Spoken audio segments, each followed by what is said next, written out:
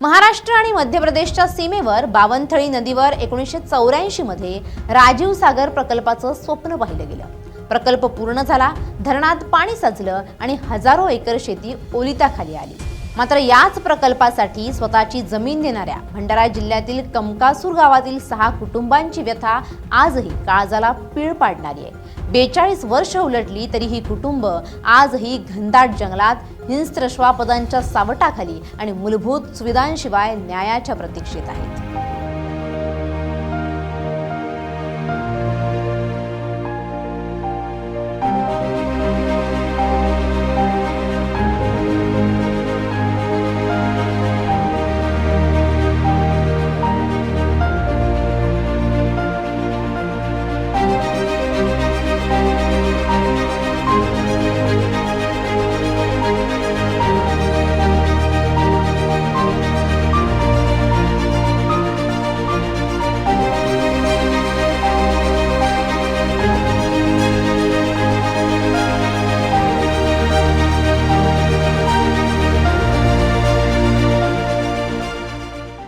हे दृश्य आहे भंडारा जिल्ह्यातील तुमसर तालुक्यातील कमकासूर गावचं।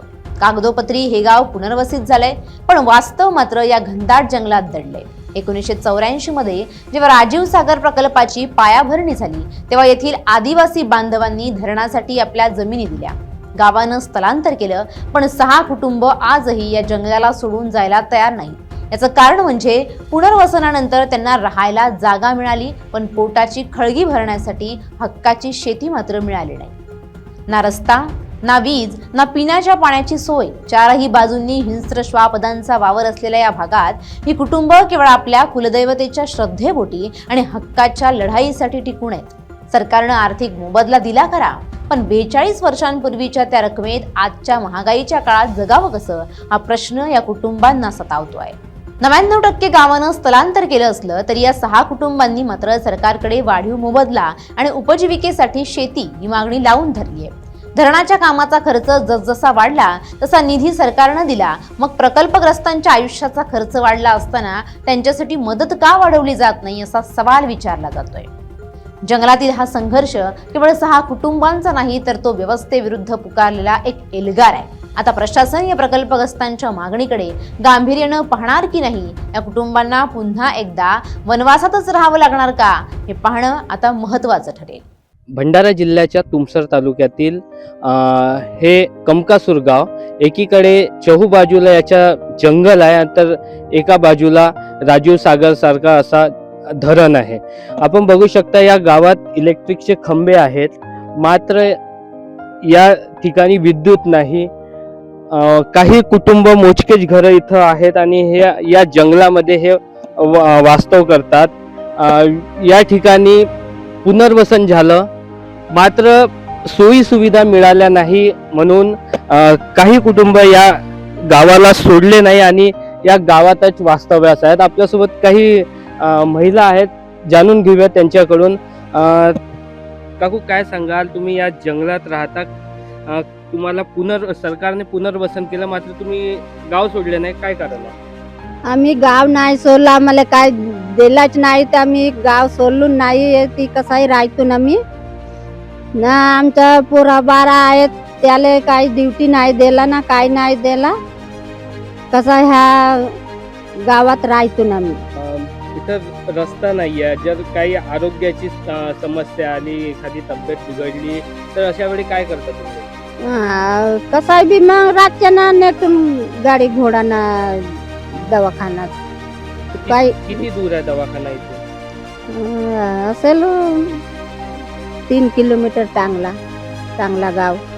या घनदाट जंगलात तुम्ही राहता, रस्ता नाही, जंगली जनावरांची भीती नाही का तुम्हाला? आता का करून, आता काय भीती वाटते। आता चांगला आम्ही तब्येत खराब होते, ते कसाय जातून आम्ही टांगल्याले दवाखान्याला जातून कसाय राईतून येते, पोट पालतून आमच्या।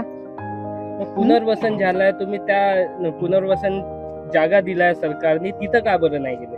शेती आम्हाला जागाच नाही भेटला ना, जागा भेटतात आम्ही जातून, जागा नाही भेटला, काहीच नाही भेटला।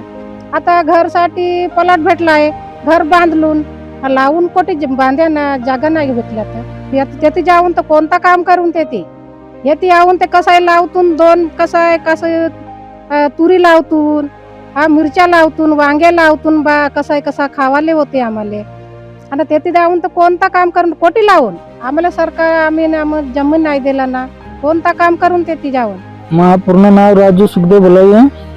मी राहणाऱ्या कमकासूरच्या आपला पुराणा गाव. भीती तर वाटते, पण कसं आम्हाला तिथं राहायसाठी राहून पण आम्हाला जागा बी पाहिजे ना. तर का 12 महिने थोडी आम्ही कामाला जाऊन आम्ही शेती करणारे आहोत ना, काहीच नाही दिले तिथे. आश्वासन म्हणजे ती येवाली पाहिजे तिथं जी पहिले साहेबांनी नाही तर कोणीच नाही येऊन पाहिजे का, कोणीच लक्ष नाही देत होता इथं. तर गाव उठला का नाही, एक वेळेस येऊन पाहिलं पाहिजे होतं आम्हाला यांची कशी आहे म्हणून. पुनर्वसनाच्या वेळी शासनाने त्यांना घर बांधण्यासाठी प्लॉट दिले, मात्र यांचा मुख्य व्यवसाय शेती असल्यामुळे त्यांना शेतीकरिता जागा नाही. त्यामुळे आपला उदरनिर्वाह कसा चालवावा या भीतीने हे लोक आता या गाव सोडण्यास नकार देत आहेत. मात्र आदिवासी हा भूमिहीन नसला पाहिजे अशा शासनाने अनेक तरतुदी केलेल्या आहेत.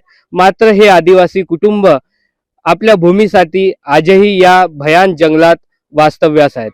नितीन कुथे, LS मराठी, भंडारा.